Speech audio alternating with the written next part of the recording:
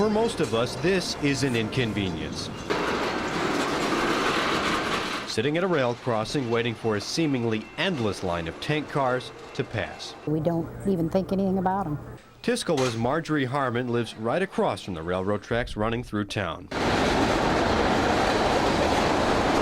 She never gave tank cars a second thought as they wound their way through Tuscola until 2 years ago, when a train pulling DOT 111 tank cars carrying ethanol derailed. As it was moving down the track, it was getting closer to the homes that are just right across from it.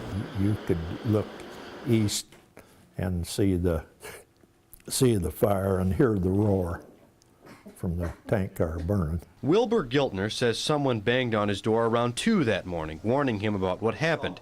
He stayed put until one of the tank cars blew up. Just one big boom made all the windows vibrate.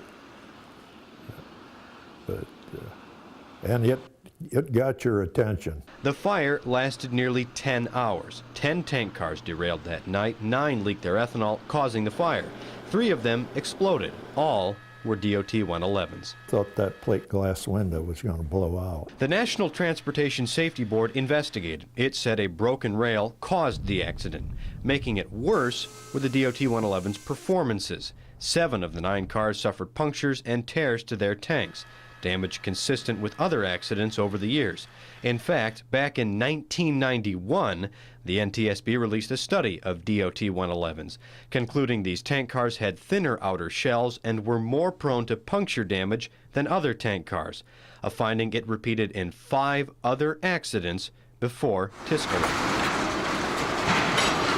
DOT 111s make up the bulk of the tank car fleet. The Association of American Railroads says 228,000 of them are out on the rails. 92,000 carry hazardous chemicals like ethanol and crude oil. The Tank Car Standards Committee, made up of industry groups, already ordered builders back in 2011 to build new tank cars with thicker tanks and shielding on the car's ends. However, that committee did not recommend retrofitting thousands of existing tank cars. It was too expensive and the cars didn't pose enough risk, a recommendation the NTSB blasted. The decision thus ignores the safety risks posed by the current fleet. Shippers often ship an entire train of ethanol or crude together. It's cheaper, but with each tank car carrying 30,000 gallons, those trains carry millions of gallons of hazardous materials.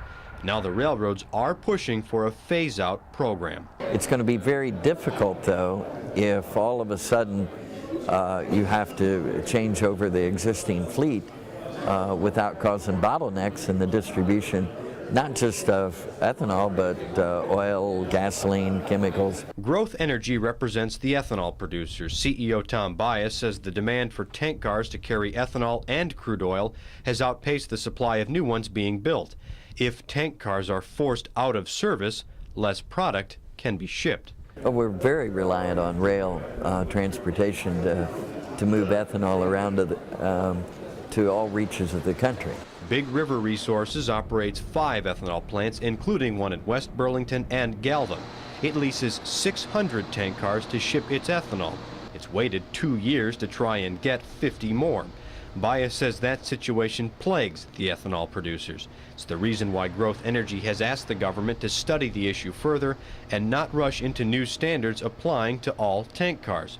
It points out that there were only 11 notable derailments, like Tuscola's, between 2006 and 2012, when 1.25 million loads were shipped by tank car. Encourage DOT to take a more cautious long-term strategy on moving this forward. While the debate simmers, the tank cars keep rolling down the tracks. Even in Tuscola, residents have grown accustomed to the trains again. We had a sense of fear the very first few that came through.